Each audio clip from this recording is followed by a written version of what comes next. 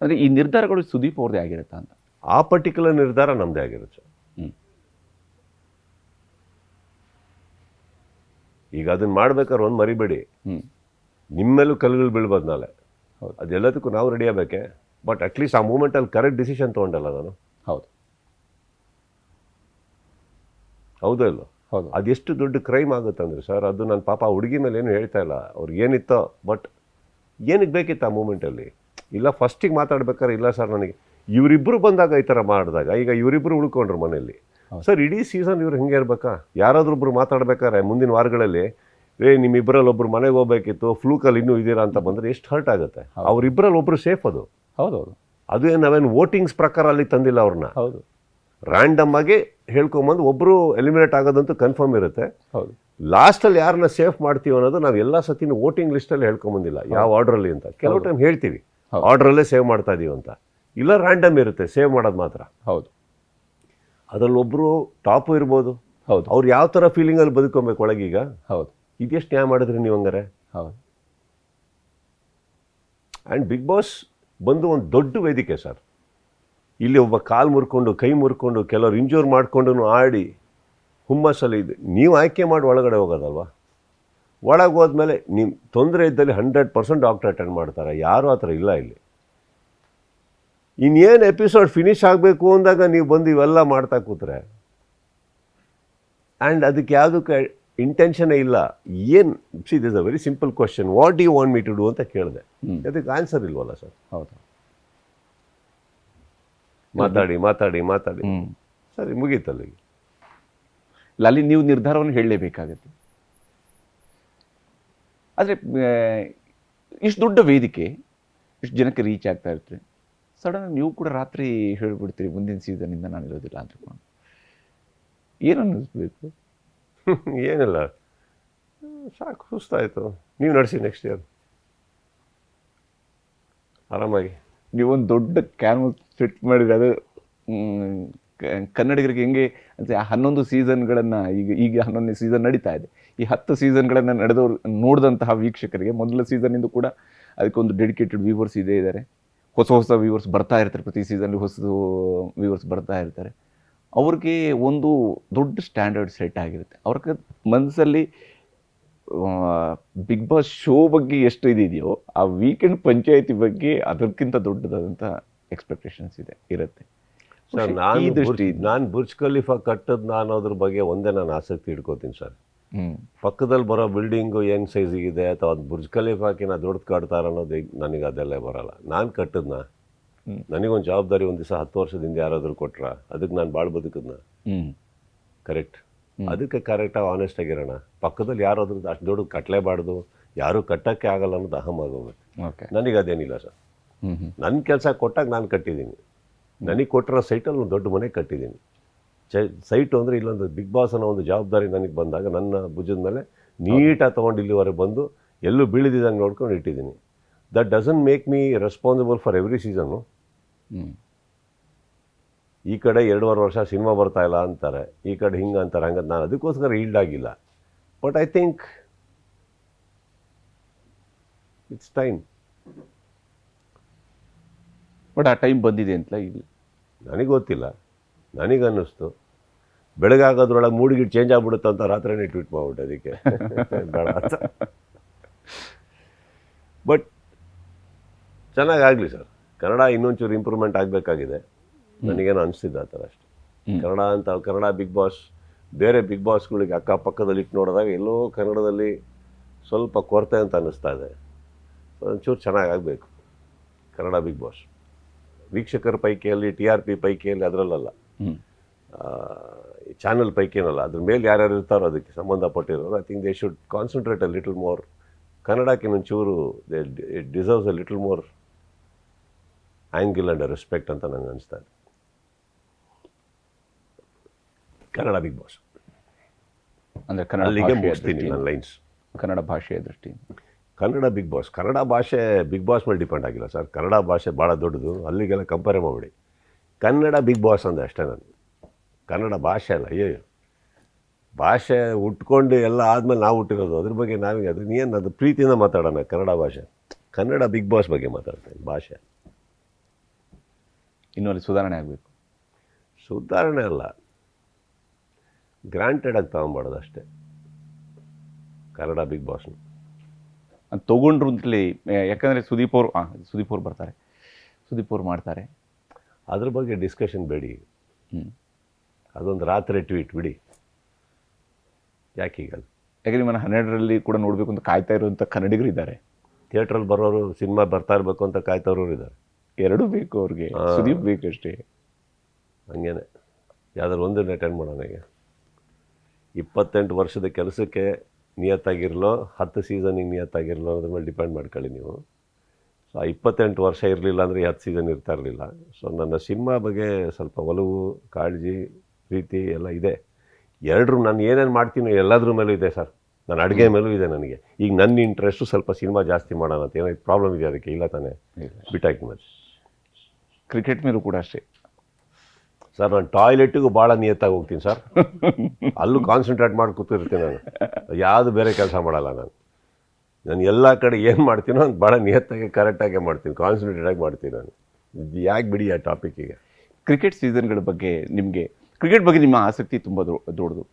ಆದರೆ ಅದನ್ನು ಸಿನಿಮಾ ಇಂಡಸ್ಟ್ರಿಯವ್ರನ್ನ ಜೊತೆ ಸೇರಿಸ್ಕೊಂಡು ಕ್ರಿಕೆಟನ್ನು ಆಡಿಸ್ಕೊಂಡು ಒಂದು ಸೀಸನ್ ನಂತರ ಮತ್ತೊಂದು ಸೀಸನ್ನು, ಅದು ಬಂದಾಗ ಎಕ್ಸ್ಪೆಕ್ಟೇಷನು, ಜನರಲ್ಲಿರುವಂಥ ಒಂದು ಕುತೂಹಲ, ನಿರೀಕ್ಷೆ, ಇದು ಸಿನಿಮಾದ ಮೇಲೆ ಇರೋ ಒಂದು ಕಡೆ ಎಫೆಕ್ಟ್ ಬೀಳುತ್ತೇನೋ ಅನ್ನೋಂಥದ್ರ ಬಗ್ಗೆ ಒಂದಷ್ಟು ಚರ್ಚೆಗಳು, ಅದು ಪಾಸಿಟಿವ್ ಆರ್ ನೆಗೆಟಿವ್, ಈ ರೀತಿಯ ಚರ್ಚೆಗಳು ಇವೆಲ್ಲ ಕೂಡ ನಡೀತಿರ್ತವಲ್ಲ. ಇದನ್ನೆಲ್ಲ ನೀವು ಹೆಂಗೆ ತಗೋತೀರಿ? ಯಾರ್ಯಾರು ಆಡಿದ್ರು ಸಿನಿಮಾದ KCCಯಲ್ಲಿ ಹೇಳಿ. ಅಂದರೆ ನಾನೇನು ನಿಮ್ಗೆ ಕೇಳಬಾರ್ದು, ನೀವು ಉತ್ತರನೇ ಕೊಡಲ್ವಾ? ಕೊಡ್ತಿರ್ತಾನೆ. ಯಾರ್ಯಾರು ಆಡಿದ್ರು KCCಯಲ್ಲಿ? ಸುದೀಪ್ ಅವರು, ತುಂಬ ಹೆಸರು ಬೇಡ, 4-5 ಹೆಸರು ದೊಡ್ಡ ಹೇಳಿ. ಸುದೀಪ್ ಅವರು ಆಡಿದರು, ಗಣೇಶ್ ಆಡಿದರು, ದುನಿಯಾ ವಿಜಯ್ ಆಡಿದರು.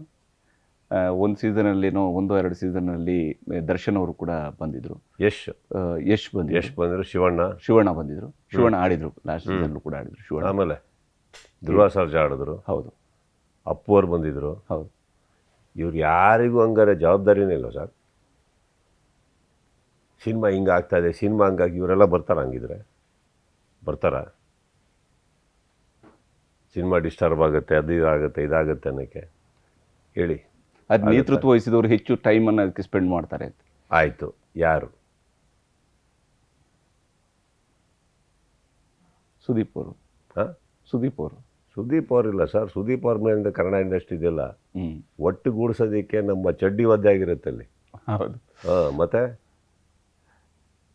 ಮತ್ತೆ ಒಂದು ಮಗಳು ಮದುವೆ ಸಂಭ್ರಮ ಮಾಡಿದ್ರೆ ಹೆಂಗಿರುತ್ತೋ ಅಷ್ಟು ಒದ್ದಾಡಿ ಮಾಡೋದು KCC ನಾನು, ಇಂಡಸ್ಟ್ರಿ ಒಟ್ಟಿಗೆ ಬರಲಿ ಅಂತ. ಅದನ್ನ ನೋಡಿದ್ದಕ್ಕೆ ಇಷ್ಟು ಹೀರೋಗಳು ಬಂದಿದ್ದು. ನಾವೇನೋ ಮಾಡ್ತಾಯಿದ್ದೀವಿ ಅಂತ ಅಲ್ಲ. ಆ್ಯಂಡ್ ನಿಮಗೆ ವರ್ಷಕ್ಕೆ 365 ದಿನದಲ್ಲಿ 2 ದಿನ ನಡೆಯೋ ಟೂರ್ನಮೆಂಟ್ ಮೇಲೆ ಭಾಳ ಪ್ರಾಬ್ಲಮ್ಮು ಸರ್.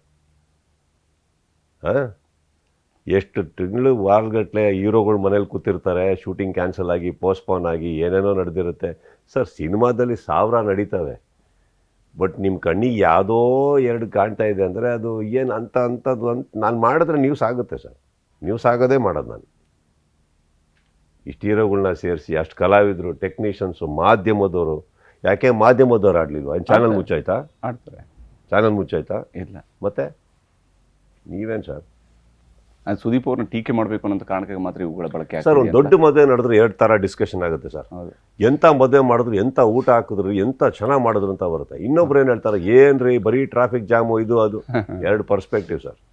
ನಿಮಗೆ ಆಗಿ ಬಂದರೆ ಬೇರೆ ಥರ, ಆಗಿ ಬರಲಿಲ್ಲ ಅಂದರೆ ಬೇರೆ ಥರ. ಬಟ್ ಅದಕ್ಕೋಸ್ಕರ ನಾನು ಹುಟ್ಟಿಲ್ಲ, ನೀವು ಹುಟ್ಟಿಲ್ಲ, ಮರಿಬೇಡಿ.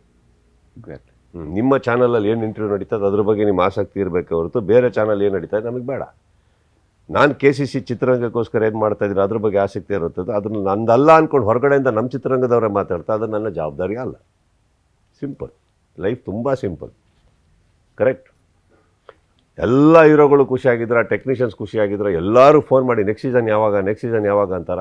ಇದಕ್ಕಿನ್ನ ಇನ್ನೇನು ಬೇಕು? ಮುಗಿತಲ್ಲ ಅಲ್ಲಿ.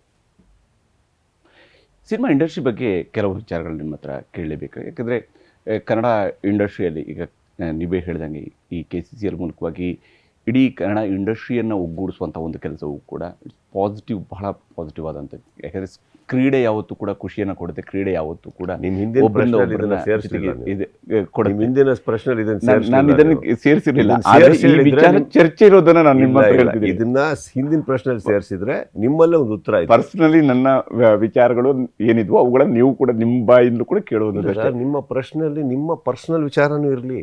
ಅವಾಗ ಏನಾಗುತ್ತೆ, ಉತ್ತರ ಕೊಡ್ತಾರೋ ನಾನು ಒಬ್ಬನೇ ಅನ್ಸಲ್ಲ, ಪ್ರಪಂಚ ನನ್ನ ಒಟ್ಟಿಗೆ ನಿಂತಿದೆ ಅಂತ ಅನ್ಸುತ್ತೆ. ಹಾ, ನೀವು ಒಂದು ಪ್ರಶ್ನೆ ಕೇಳಿ ಅನಾಥನ್ ತರ ಬಿಟ್ಟು ಒಳ್ಳೆ ಉತ್ತರ ಸಿಕ್ಕಾದ್ಮೇಲೆ ಅದನ್ನು ಉಪಯೋಗಿಸ್ಕೊಂಡು ನೆಕ್ಸ್ಟ್ ಪ್ರಶ್ನೆ ಪಾಸಿಟಿವ್ ಅಂದ್ರೆ ಹೆಂಗೆ? ಇಲ್ಲ ಇಲ್ಲ, ನೀವು ಇದನ್ನ ಅಲ್ಲಿ ಸೇರಿಸಿ.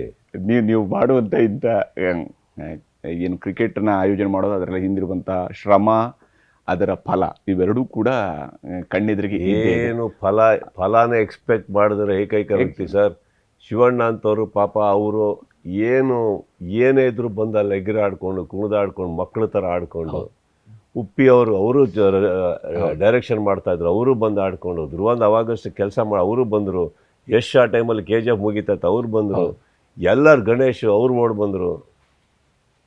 ಏನು ಕಮರ್ಷಿಯಲ್ಸ್ ಇಲ್ಲದೆ ಟೆಕ್ನಿಷಿಯನ್ಸ್ ಬಂದರು, ಏನು ಕಮರ್ಷಿಯಲ್ಸ್ ಇಲ್ಲದೆ ಎಲ್ಲರೂ ಒಟ್ಟಿಗೂಡಿ ಆಡ್ತಾ ಇದ್ದಾರೆ ಅಂದರೆ ಯು ಶುಡ್ ಅಂಡರ್ಸ್ಟ್ಯಾಂಡ್ ಅದು ಅವಶ್ಯಕತೆ ಇರಲಿಲ್ಲ ಅಂದರೆ ಯಾರೂ ಬರ್ತಾ ಇರಲಿಲ್ಲ. ಅದು ಯಾವುದೋ ಅವಾರ್ಡ್ ಸೆರೆಮನಿ ಅಲ್ಲ ಸರ್, ಬೆವುತ್ಕೊಂಡು ಆಡೋವಂಥ ಜಾಗ ಅದು. ಕರೆಕ್ಟ್. ಅಂಥದ್ರಲ್ಲಿ ಒಂದು ನಡೆಯುತ್ತೆ, ನಮ್ಮ ಇಂಡಸ್ಟ್ರಿಗೆ ಕೊಡ್ತೀವಿ, ಎಲ್ಲರೂ ಜನನ ಸೇರಿಸ್ತೀವಿ, ಎಲ್ಲರ ಅಭಿಮಾನಿಗಳು ಒಂದು ಚಪ್ಪಾಳೆ ತಡ್ತಾರೆ ಅಂದಾಗ ಒಂದು ವೇದಿಕೆ ಬೇಕಾಗುತ್ತೆ ನಮಗೆ. ನಮ್ಮಲ್ಲಿ ಅನೇಕ ಬಾರಿ ಚರ್ಚೆ ಬರುತ್ತೆ, ಅದು ನಿಮ್ಮ ಸುತ್ತಲೂ ಕೂಡ ಬಂದಿರಲೂಬಹುದು. ಆದರೆ ನೀವು ಇದನ್ನು ಹೆಂಗೆ ನೋಡ್ತೀರಿ ಅನ್ನೋಂಥದ್ದು ಕುತೂಹಲ ಅಷ್ಟೇ ನನಗಿರುವಂಥದ್ದು. ಈ ಕನ್ನಡ ಸಿನಿಮಾ ಇಂಡಸ್ಟ್ರಿಗೆ ಈಗ ಉಳಿದ ಇಂಡಸ್ಟ್ರಿಗಳಲ್ಲಿ ದೊಡ್ಡ ದೊಡ್ಡ ಸಿನಿಮಾಗಳು ಬರ್ತವೆ, ಅಥವಾ ಇವತ್ತು ಕನ್ನಡದಲ್ಲೂ ಕೂಡ ಪ್ಯಾನ್ ಇಂಡಿಯಾ ಅನ್ನುವಂತಹ ಕಾರಣಕ್ಕಾಗಿಯೇ ನಿರ್ಮಾಣ ಮಾಡ್ತಕ್ಕಂತಹ ಸಿನಿಮಾಗಳಿದ್ದಾವೆ. ಹೌದು, ನೀವು ಮ್ಯಾಕ್ಸ್ ವಿಚಾರದಲ್ಲಿ ನಿಮ್ಮ ಅಭಿಪ್ರಾಯವನ್ನು, ನಿಮ್ಮ ಯೋಚನೆಯನ್ನು ನೀವು ಹೇಳಿದ್ರಿ ನಿಜ. ಆದರೆ ಒಟ್ಟು ಕನ್ನಡ ಇಂಡಸ್ಟ್ರಿಯ ದೃಷ್ಟಿಯಿಂದ ನೋಡಿದಾಗ ಇಂತಹ ಬಿಗ್ ಬಜೆಟ್ ಸಿನಿಮಾಗಳು ಕನ್ನಡ ಇಂಡಸ್ಟ್ರಿಯನ್ನು ಎಲ್ಲೋ ಒಂದು ಕಡೆಯಲ್ಲಿ ಹಿಂದಕ್ಕೆ ಇಳಿತಾ ಇದೆಯಾ, ಅಥವಾ ನಾವು ಕಾಂಪಿಟೇಷನ್ ಮುಂದಕ್ಕೆ ಹೋಗೋದಕ್ಕೆ ಸಾಧ್ಯ ಆಗದೇ ಇರುವಂಥ ಸ್ಥಿತಿಗೆ ನಿರ್ಮಾಣ ಆಗ್ತಾ ಇದೆ ಅಂತ ಅನಿಸ್ತಾ ಇದೆ? ದಯವಿಟ್ಟು ಒಂದು ನೀವೆಲ್ಲರೂ ಅರ್ಥ ಮಾಡ್ಕೊಬೇಕು, ಮಾತೇತರ ಕನ್ನಡ ಇಂಡಸ್ಟ್ರಿನ ಯಾಕೆ ಇನ್ವಾಲ್ವ್ ಮಾಡ್ತೀರಾ? ಹೆಂಗದು ಕನ್ನಡ ಇಂಡಸ್ಟ್ರಿನ ಹೆಂಗೆ ಇನ್ವಾಲ್ವ್ ಮಾಡ್ತೀರಾ? ಯಾರಾದರೂ ಒಬ್ರು ಬಿಗ್ ಬಜೆಟ್ ಸಿನಿಮಾ ಮಾಡ್ತಾರೆ ಅಂದರೆ ಅದು ವೈಯಕ್ತಿಕ. ಉಪೇಂದ್ರ ಅವರು U&I ಮಾಡ್ತಾರೆ, ವೈಯಕ್ತಿಕ. ಇಂಡಸ್ಟ್ರಿ ಹೆಂಗೆ ಬರುತ್ತದು? ಕಳ್ಕೊಂಡ್ರೆ ಅವನೊಬ್ಬನೇ ಕಳ್ಕೊಳ್ಳೋದು ನಿರ್ಮಾಪಕ, ವೈಯಕ್ತಿಕ. How does it affect the whole industry? How does it affect sir? ನಿಮ್ಮ ಚಾನಲಲ್ಲಿ ನೀವೇನು ಪ್ರೋಗ್ರಾಮ್ ಮಾಡ್ತೀರೋ ವೈಯಕ್ತಿಕ. Yes or no? How does it affect other channels? ಒಂದು ಚಾನಲ್ ಎಕ್ಸ್ಟ್ರಾರ್ಡನರಿ ಬೆಳೀತಾ ಇದೆ, ವೈಯಕ್ತಿಕ. ದೊಡ್ಡ ಬಡ್ಜೆಟ್ ಸಿನಿಮಾ ಬರೋದ್ರಿಂದ ಇಂಡಸ್ಟ್ರಿ ಸರ್, ದಯವಿಟ್ಟು ಇಂಡಸ್ಟ್ರಿ ಈಸ್ ಅ ಲೇಔಟ್. ಅಲ್ಲಿ ಯಾರ್ಯಾರು ಅವ್ರವ್ರ ಮನೆ ಕಟ್ಕೊಂಡಿದ್ದಾರೆ ಅವ್ರವ್ರ ಆ ಮನೆಗೆ ಮಾತ್ರ ಜವಾಬ್ದಾರಿ. ಎಲ್ಲರೂ ಸೇರಿ ಚೆನ್ನಾಗಿದ್ದರೆ ಒಂದು ಕಮ್ಯುನಿಟಿ ಚೆನ್ನಾಗಿರುತ್ತೆ, ಅಷ್ಟೇ ಸರ್. ಯಾವುದೇ ಸಿನಿಮಾ, ಯಾವುದೇ ಬಡ್ಜೆಟು, ಲೋ ಬಡ್ಜೆಟ್ ತೆಗಿದ ತಕ್ಷಣ ನೀವು ಲೋ ಬಡ್ಜೆಟ್ ತೆಗಿತಾ ಇದ್ರೆ ಇಂಡಸ್ಟ್ರಿ ಎಫೆಕ್ಟ್ ಆಗ್ತಾ ಇದೆ ಅಂತ ಹೇಳೋಕ್ಕಾಗುತ್ತಾ? ವೈಯಕ್ತಿಕ. ಸೊ ದಟ್ ನಾವು ಆ್ಯಂಗಲ್ ರಾಂಗ್ ಆಗುತ್ತೆ ಸರ್. ನೀವಾಗಲಿ ನಾವಾಗಲಿ ಯಾರೋ ಮಾತಾಡ್ತಾರಂತ ನಾವು ಡಿಸ್ಕಷನ್ ಮಾಡೋದು ತಪ್ಪಾಗ್ಬಿಡುತ್ತೆ. It doesn't matter sir. ಪಕ್ಕದ ಮನೆಯಲ್ಲಿ ಜೋರ ಮದುವೆ ಮಾಡ್ತಾ ಇದ್ದಾರೆ, ವೈಯಕ್ತಿಕ ಸರ್. ನಾವಲ್ಲಿ ಹೋಗ್ಬಿಟ್ಟು ಇಲ್ಲ ನಮ್ಮ ಮನೇಲಿ ಯಾವಲ್ಲೂ ಸ್ಪೀಕರ್ ಆಗ್ತದೆ ಸೈಲೆಂಟಾಗಿ ಮಾಡೋರು ನೀವು ಹಂಗೆ ಮಾಡಬೇಡಿ ಅಂದರೆ, ನಿಮ್ಮಿಂದ ವಾತಾವರಣ ಹಾಳಾಗ್ತಾಯಿದೆ ಅಂದರೆ ನೋ, ವೈಯಕ್ತಿಕ. ನಾನು ದುಡ್ಡಿದ್ದು ನಾನೊಂದು ಕತೆ ಇದೆ, ನಾನು 250 ಕೋಟಿ ಸಿನಿಮಾ ಮಾಡಬೇಕು ಅಂತ ಇದ್ದೀನಿ, ವೈಯಕ್ತಿಕ. ಅದು ಚೆನ್ನಾಗಾದ್ರೆ ಜನರನ್ನ ಥಿಯೇಟರ್ಗೆ ಸೆಳೆಯುವಂತಹ ದೃಷ್ಟಿಯೂ ಕೂಡ ವಿಚಾರಕ್ಕೆ ಬಂದಾಗ ಲೆಟ್ ಮಿ ಫಿನಿಶ್ 250 ಕೋಟಿಯಲ್ಲಿ ಒಬ್ಬ ಸಿನಿಮಾ ಮಾಡಬೇಕು ಅಂತ ಇದ್ದಾನೆ. ಆ ಸಿನಿಮಾ 500 ಕೋಟಿ ಬಿಸ್ನೆಸ್ ಮಾಡಿದ್ರೆ ಯಾರು ದುಡಿದ್ರು ಸರ್? ಡಿಸ್ಟ್ರಿಬ್ಯೂಟರ್ ದುಡಿಲಿಲ್ವಾ? ಈಗ 250 ಕೋಟಿ ಸಿನಿಮಾ ಮಾಡ್ತಾ ಇದ್ರೆ ಎಷ್ಟು ದಿನ ಕೆಲಸ ಮಾಡಿರ್ತಾರೆ? ಆ ದುಡ್ಡು ಯಾರಿಗೆ ಹೋಗಿರುತ್ತೆ? ನಮ್ಮ ಕೆಲಸಗಾರರಿಗೆ ಹೋಗಿರಲ್ವ, ನಮ್ಮ ಕಲಾವಿದರಿಗೆ ಹೋಗಿರಲ್ವಾ? ದುಡ್ಡು ಮಾಡಿದ್ರೆ ನಮ್ಮ ಡಿಸ್ಟ್ರಿಬ್ಯೂಟರ್ಸ್ ಮಾಡಲ್ಲ. ಆ ಸಿನಿಮಾ 150 ದಿನ ಓಡ್ತಂದು ಥಿಯೇಟರ್ ಮಾಡಲ್ವಾ? ಹೌದು. ಮತ್ತೆ ಒಂದು ಸಿನಿಮಾದಿಂದ ಏನೇನು ಒಳ್ಳೇದಾಗ್ಬೋದು ನೋಡೋಣ. ಲೋ ಬಡ್ಜೆಟಿಂದನೂ ಆಗ್ಬೋದು. ಅದು ಯಾವುದೋ ಒಂದು ಚಿಕ್ಕ ಬಡ್ಜೆಟಲ್ಲಿ ತೆಗೆದಿದ್ದು ಅದು ಹೋಗಿ 500 ಕೋಟಿ ಮಾಡ್ಬೋದು ನಾಳೆ. ಇಲ್ಲ ನಾನು ಲೋ ಬಡ್ಜೆಟ್ ತೆಗೆದಿದ್ದೀನಿ, ನನಗೆ ಇಷ್ಟೇ ಬಿಸ್ನೆಸ್ ಸಾಕು ಅಂತ ಹೋಗಿ ಹೇಳ್ತೀರಾ? ನೀವು ಹೇಳ್ತೀರಾ? ಇಲ್ಲ ತಾನೆ. ವೈಯಕ್ತಿಕ ಸರ್. ಅವ್ರು ಮಾಡೋದ್ರಿಂದ ಇಂಡಸ್ಟ್ರಿಗೆ ಎಫೆಕ್ಟ್ ಆಗುತ್ತೆ, ಇಂಡಸ್ಟ್ರಿಯಿಂದ ಎಫೆಕ್ಟ್ ನೋ ಸರ್.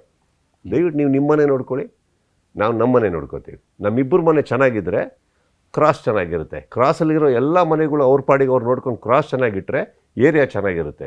ಏರಿಯಾದವರೆಲ್ಲ ನಮ್ಮ ಏರಿಯಾ ಚೆನ್ನಾಗಿರಬೇಕು ಅಂತ ನೋಡಿಕೊಂಡ್ರೆ ಊರು ಚೆನ್ನಾಗಿರುತ್ತೆ. ಊರಲ್ಲಿರೋರೆಲ್ಲ ನಮ್ಮ ಊರು ಚೆನ್ನಾಗಿರಬೇಕು ಅಂದರೆ ರಾಜ್ಯ ಚೆನ್ನಾಗಿರುತ್ತೆ. Same thing goes the country. Simple. First of all ನಮ್ಮನ್ನು ನಾವು ಚೆನ್ನಾಗಿ ನೋಡ್ಕೊಳ್ಳೋಣ. ನಾವು ಹೆಂಗಿರಬೇಕು, ನಮ್ಮ ಸಿನಿಮಾ ಹೆಂಗಿರಬೇಕು, ನಮ್ಮ ಜವಾಬ್ದಾರಿ ಹೆಂಗಿರಬೇಕು. ಮಾತೈತ್ರೆ ಇಂಡಸ್ಟ್ರಿಗೆ ನೋ ಸರ್, ಯಾವ ಚಿತ್ರರಂಗನೂ ಬಂದ್ಬಿಟ್ಟು ಹಂಗಿರೋಕ್ಕೆ ಸಾಧ್ಯ ಇಲ್ಲ. Correct. So it is a very unwanted debate sir. ಅದು ಅನ್ವಾಂಟೆಡ್ ಡಿಬೇಟ್. ಆದರೆ ಜನ ಚಿತ್ರಮಂದಿರದ ಕಡೆಗೆ ಬರ್ತಾ ಇಲ್ಲ ಅನ್ನುವಂಥದ್ದಕ್ಕೆ ನಾನಾ ರೀತಿಯಾದಂತಹ ಕಾರಣಗಳನ್ನು ಹೇಳ್ತಿರ್ತಾರೆ, ನಾನಾ ರೀತಿಯಂಥ ಅನಾಲಿಸಿಸ್ಗಳು ನಡೀತಿರ್ತವೆ. ಅದಕ್ಕೆ OTT ಕಾರಣ ಅಂತ ಹೇಳ್ತಾರೆ, ಮತ್ತೊಂದು ಕಾರಣ ಅಂತ ಹೇಳ್ತಾರೆ. ಬಟ್ ಆ್ಯಕ್ಚುಲಿ ನಿಮ್ಮ ಪ್ರಕಾರ ಯಾವ ಕಾರಣಕ್ಕಾಗಿ ಒಂದು ವೇಳೆ ವಿಫಲವಾಗ್ತಾ ಇದೆ ಅಂತ ಹೇಳಿದ್ರೆ ಯಾರ ಫೇಲ್ಯೂರ್ ಅದು? ಜನರಿಗೆ ಹೇಳಬೇಕಾ ನಾವು? ಇತ್ತೀಚಿನ ದಿನಗಳಲ್ಲೂ ಕರ್ನಾಟಕದಲ್ಲಿ ಬೇರೆ ಭಾಷೆ ಪಿಕ್ಚರ್ ಒಂದು ರಿಲೀಸ್ ಆಗಿಬಿಟ್ಟು 50-60 ಕೋಟಿ 70 ಕೋಟಿ ಮಾಡ್ಕೊಂಡು ಹೋಯ್ತು. ಹೌದು. ಜನ ಹೊರಗೆ ಬರ್ಲಿ ಮನೆಯಿಂದ ನೋಡಿದ್ರ?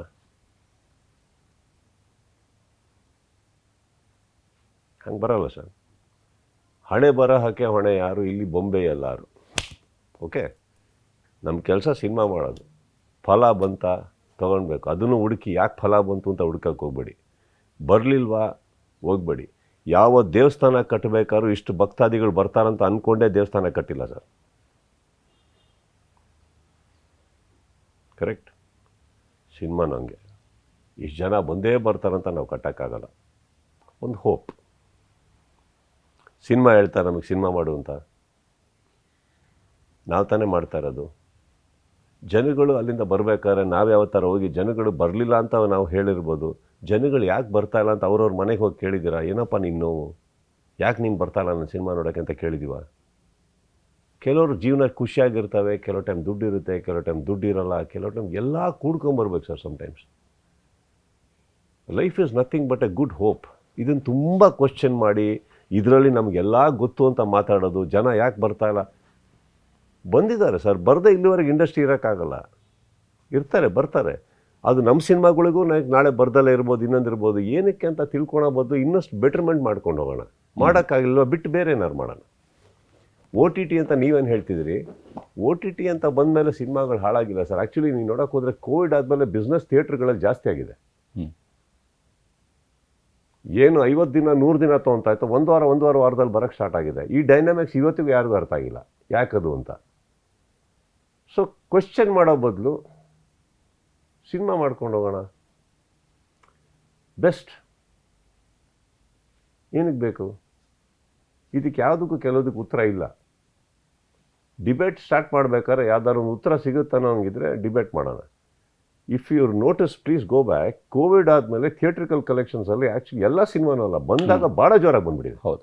ಹಿಂಗೆ ಅನ್ನೋಷ್ಟೊಳಗೆ ಕೆಲವೆಲ್ಲ ಏನಯ್ಯ ಇದು 150 ದಿನ ಒಂದೇ ವಾರದಲ್ಲಿ ಈ ಥರ ಶೇರ ಎಲ್ಲಿ ಕೇಳಿದ್ರಿ ಸರ್? ಇತ್ತೀಚೆಗೆ ಒಂದೇ ವಾರದಲ್ಲಿ 600 ಕೋಟಿ ಅಂತ ಎಲ್ಲ ಓವರ್ ಆಲ್ ಮಾತಾಡೋದು, ನ್ಯಾಷನಲ್ ಲೆವೆಲ್ ಎಲ್ಲ ತೊಗೊಂಡು. ಹೌದಾ ಇಲ್ಲ? ಕನ್ನಡದಲ್ಲಿ ಕೂಡ ಎಷ್ಟೋ ಸಿನಿಮಾಗಳು ದೊಡ್ಡ ಬಿಸ್ನೆಸ್ ಅಂದರೆ ಇಷ್ಟೇ ಆಗ್ತಾಯಿತ್ತು. ಕೆಲವು ಈಗ 1 ವಾರದಲ್ಲಿ 2 ವಾರದಲ್ಲಿ ಬರೋಕ್ಕೆ ಸ್ಟಾರ್ಟ್ ಆಗಿ ಕೆಲವು ಸಿನಿಮಾಗಳು ಸರ್. ಬಟ್ ಬಂದಿದೆ ಅಲ್ಲ. ಹೌದು. ಸೊ ದಟ್ ಮೀನ್ಸ್ ಅವ್ರು ಎಲ್ಲೋ ಯಾವುದೋ something about that film vent right. ಹೌದು. ಪ್ರಮೋಷನ್ಸ್ ಇರ್ಬೋದು, ರಿಲೀಸಿಂಗ್ ಟೈಮ್ ಇರ್ಬೋದು, ಜನಗಳು ಆ ಟೈಮಲ್ಲಿ ಏನೋ ಎಕ್ಸ್ಪೆಕ್ಟ್ ಮಾಡ್ತಾ ಇರ್ತಾರೆ, ಅದೇ ಬಂದಿರ್ಬೋದು. ಹೌದು. ಕರೆಕ್ಟ್.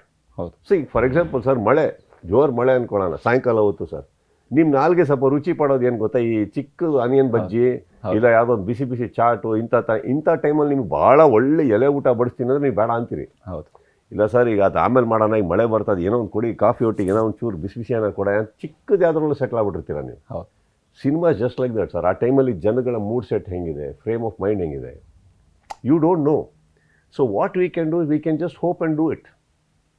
Everything matters.